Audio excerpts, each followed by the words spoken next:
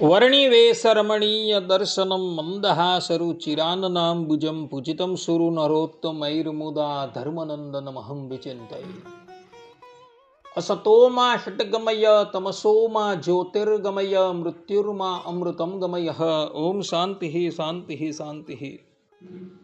અસ્મદ્ગુરુ સમારંભાં નાથયામૂન મધ્યમાં લક્ષ્મી વલ્લભ પર્યંતાં વંદે ગુરુ પરંપરા. આજની જ્ઞાન સભાની અંદર પધારનારા બધા જ ભગવદ ભક્તોને વેદાંતાચાર્ય, પુરાણ ઇતિહાસાચાર્ય, એમ એ ફિલોસોફી શાસ્ત્રી રાકેશભાઈના હેતપૂર્વક જય સ્વામિનારાયણ. વલ્લભ સંપ્રદાયના મારા મિત્ર શ્રી કલ્પેશભાઈએ મને પ્રશ્ન કર્યો કે શાસ્ત્રીજી, ભગવાનના ભક્તને આપણે આપણા ઘરે ભોજન કરવા માટે બોલાવીએ અને એ આવે પહેલા આપણે ભોજન કરી દઈએ, અથવા તો કોઈક જગ્યાએ મોટો ઉત્સવ રાખેલો હોય અને ભગવાનના ભક્તોને નિમંત્રણ આપેલું હોય અને એ આવતા પહેલા પોતે ભોજન કરી લઈએ અથવા ટિફિન આદિ ભરી દઈએ, તો એવો મનુષ્ય કઈ દુર્ગતિને પામે અને એણે એનું કયું પ્રાયશ્ચિત કરવું, એ વિષય પર આપ થોડી વાત કરો. આ પ્રમાણે કલ્પેશભાઈએ મને પ્રશ્ન કર્યો, તો આજે આપણે બધા આ વિષય પર થોડી વાત શ્રવણ કરીએ. સર્વપ્રથમ ભક્ત શબ્દનો અર્થ શું થાય એના પર વિચાર કરીએ. તો ભક્ત શબ્દનો અર્થ કરતા કોશકાર કહે છે કે જે સેવનીય હોય, પૂજનીય હોય એને ભક્ત કહે છે.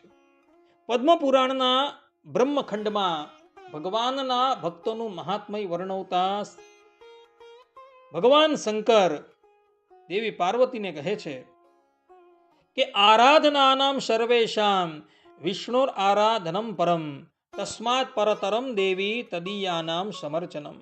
અર્થાત કે સર્વ આરાધનાઓમાં વિષ્ણુની આરાધના શ્રેષ્ઠ છે અને વિષ્ણુથી પણ શ્રેષ્ઠ તેમના ભક્તોની સેવા છે.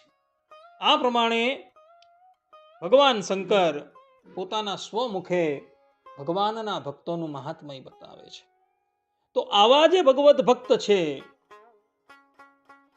એને જે લોકો ઉચ્છિષ્ટ ખવડાવે છે, અર્થાત કે એને આમંત્રણ આપી પહેલા સ્વયં ભોજન કરી રહી છે, ટિફિન આદિ ભરી દે છે અને પછી ભગવાનના ભક્તને જમાડે છે, એવા વ્યક્તિની ભયંકર દુર્ગતિ થાય છે. જેમ કે ગરુડ પુરાણ પ્રેટ ખંડમાં શ્રીમદ નારાયણ ભગવાન કહે છે કે ઉચ્છિષ્ટમ વૈષ્ણવા યૈવ દત્વા યહ પાપકૃન નરઃ રૌરવમ નરકમ યાતિ યાવદ આભૂત સંપ્લવમ. અર્થાત કે જે પાપી મનુષ્ય ભગવાનના ભક્તને એઠું અન્ન આપે છે તે પ્રલય સુધી રૌરવ નરકમાં કષ્ટ ભોગવે છે. નારદ પુરાણના 1:18-31 કહેલું છે કે ભક્ત દ્રોહી ચયો નિત્યમ સ યાતિ નરકમ ધ્રુવમ. અર્થાત કે જે સદાય ભક્તોનો દ્રોહ કરે છે તે નિશ્ચિત રૂપે નરકમાં જાય છે. આ પ્રમાણે ભગવાનના ભક્તને ઉચ્છિષ્ટ જમાડવું એ પણ ભક્તોનો દ્રોહ જ કરેલો કહેવાય. તો એવા લોકો ભયંકર દુર્ગતિને પ્રાપ્ત કરે છે. તે જ પ્રમાણે પંચરાત્ર શાસ્ત્રની પાદમ સંહિતામાં કહેલું છે કે ઉચ્છિષ્ટમ દૂષિતમ વાપી વૈષ્ણવાય ન દાપયેત દત્વા તુ નરકમ યાતિ ભક્તાપચાર કારક. અર્થાત કે એઠું અથવા દૂષિત અન્ન ભગવાનના ભક્તને ન આપવું. જો આપે તો તે ભક્તા અપચાર કરનાર બને છે અને તે દેહાંતે નરકને પામે છે. જયાખ્યા સંહિતામાં કહેલું છે કે ભક્તાન દૂષક પાપી રૌરવમ નરકમ વ્રજેત યાવત ભક્ત ક્ષમામ નાપનોતિ ન શુદ્ધિ કદાચન. અર્થાત કે ભગવાનના ભક્તના અન્નને દૂષિત કરનાર પાપી રૌરવ નરક ભોગવે છે. જ્યાં સુધી ભક્તની ક્ષમા પ્રાપ્તિ ન થાય ત્યાં સુધી તેની શુદ્ધિ થતી નથી. નારદ પંચરાત્રમાં કહેલું છે કે વૈષ્ણવ વિષ્ણુરેવ સ્યાદ તદન્નમ વિષ્ણુ ભોજનમ તસ્માત તદૂષણમ કૃત્વા વિષ્ણુ દ્રોહી ભવેત નરઃ. અર્થાત કે વૈષ્ણવ એ સ્વયં વિષ્ણુ સમાન છે, તેમનું અન્ન વિષ્ણુનું ભોજન છે, તેને દૂષિત કરનાર મનુષ્ય વિષ્ણુ દ્રોહી બને છે. આ પ્રમાણે જે પણ કોઈક વ્યક્તિ ભગવાનના ભક્તોને ઉચ્છિષ્ટ અન્ન જમાડે છે, એ વિષ્ણુનો દ્રોહ કરે છે, અને એવા ભક્તો ભગવાન શ્રી હરિના ભક્તના દ્રોહી થઈ જાય છે. તો કોઈ વ્યક્તિ એવું કહે કે આ પ્રમાણે કોઈક વ્યક્તિ કરે તો એણે એનું શું પ્રાયશ્ચિત કરવું, તો એ સંબંધમાં શાસ્ત્રોમાં કહેલું છે કે ઉપવાસમ ત્રિરાત્રમ ચ વૈષ્ણવાન ભોજયેત પુનઃ દક્ષિણામ ચ પ્રયચ્છેદ ક્ષમામ યાવેત સમાહિત.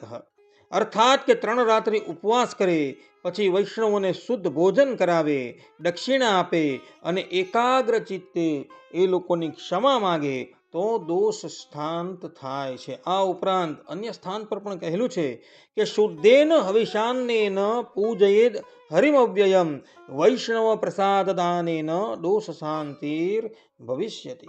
અર્થાત કે શુદ્ધ હવિષ્ય અન્નથી ભગવાનની પૂજા કરે અને વૈષ્ણવોને પ્રસાદ ગ્રહણ કરાવે તો દોષની શાંતિ થાય છે. આ પ્રમાણે ઉચ્છિષ્ટ અન્ન જો વૈષ્ણવોને જમાડવામાં આવે તો આટલું ભયંકર પ્રાયશ્ચિત કરવાનું કહેલું છે. માટે ભક્તો, જ્યારે તમે તમારા ઘરે કોઈ વૈષ્ણવોને ભોજન કરવા માટે, ભોજન પ્રસાદ માટે આમંત્રણ આપો, ત્યારે સર્વપ્રથમ તમે ભક્ષણ ન કરતા, પરંતુ સર્વપ્રથમ એ વૈષ્ણવોને અન્ન ગ્રહણ કરાવજો અને પછી તમે પ્રસાદ લેજો.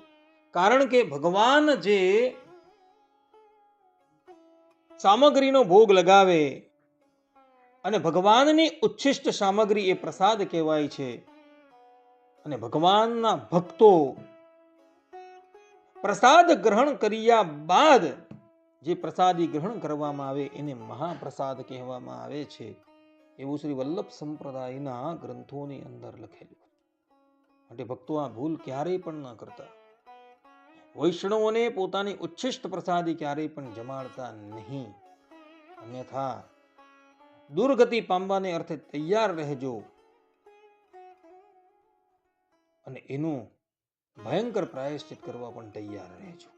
આટલું કહીને હું મારા પ્રવચનને અહીં વિરામ આપું છું. સર્વે સંતુ નિરામયઃ, સર્વે સુખીનો ભવંતુ, સર્વે ભદ્રાણિ પશ્યન્તુ, મા કશ્ચિદ દુઃખ ભાગ ભવેત અસ્તુ. જય સ્વામિનારાયણ.